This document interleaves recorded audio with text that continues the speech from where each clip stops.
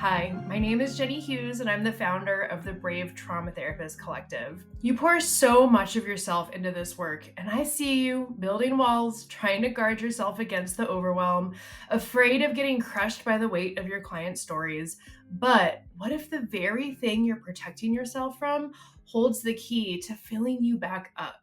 Today, we are talking about vicarious resilience, which is a really powerful, renewable energy source that's available to us as trauma therapists once we know what it is, how to know when it's happening, and how to enhance it in our everyday lives. I want to start with the story of how vicarious resilience was discovered because it was not on purpose. In 2007, a research team headed by Pilar Hernandez was set out to study trauma therapists who had been working with survivors of torture. Naturally, they expected to hear a lot about compassion fatigue, secondary traumatic stress, and the emotional toll of the work. They were bracing for stories of exhaustion and burnout. But what happened next totally caught them off guard. As they were interviewing these therapists, it was a qualitative study, the therapists didn't just talk about the hard stuff. They started sharing how the work lifted them up.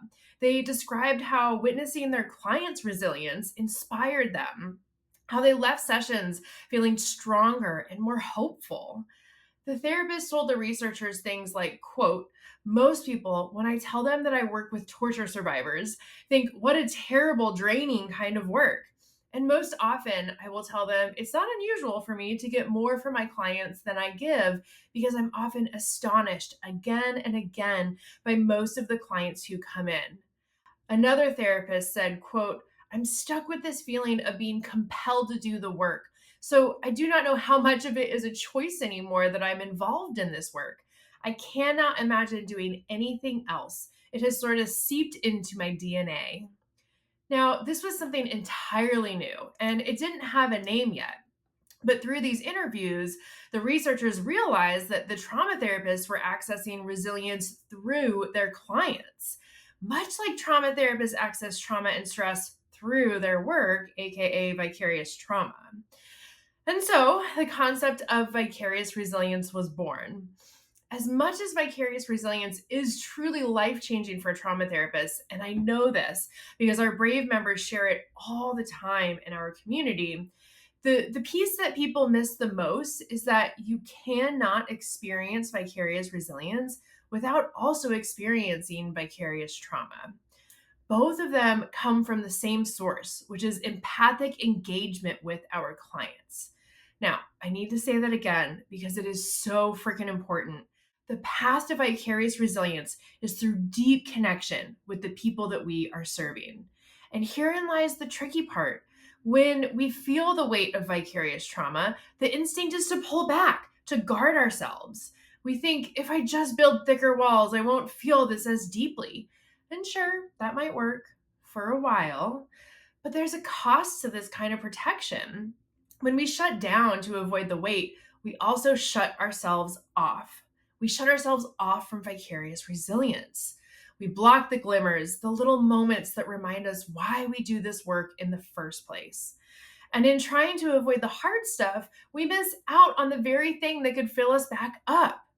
This is why, in my work with trauma therapists, our most important goal is first understanding that being human is your greatest strength.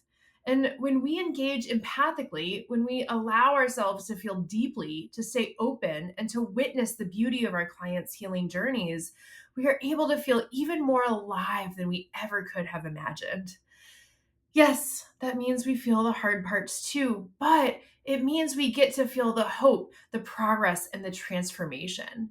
And once trauma therapists learn about vicarious resilience, which is so exciting for them, the first question I always get is, so how do I know when it's happening?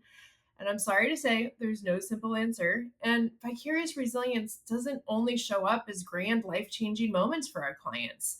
Most often, it's subtle. It's a client finally setting a boundary that they've never set before, or someone smiling in session for the first time in weeks, or perhaps allowing themselves to cry.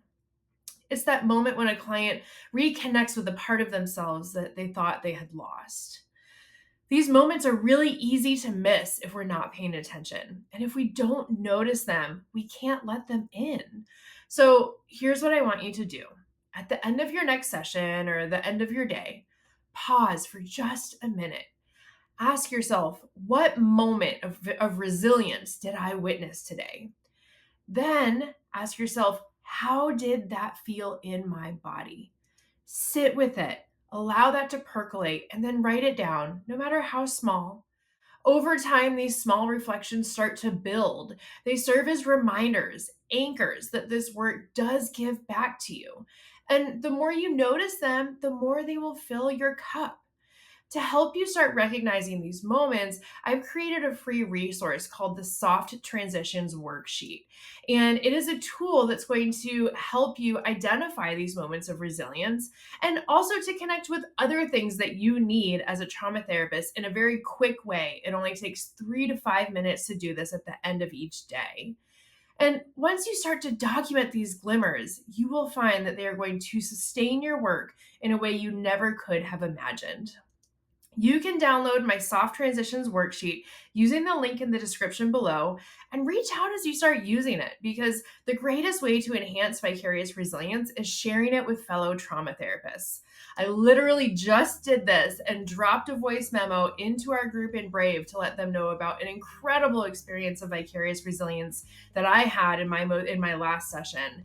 And just telling them about it, no one has even responded yet, but just telling them about it helped to really deepen and enhance that experience in my body. Thank you so much for watching. This is a topic about which I'm so passionate, and I can't wait to cover more in the future. I'll see you next time.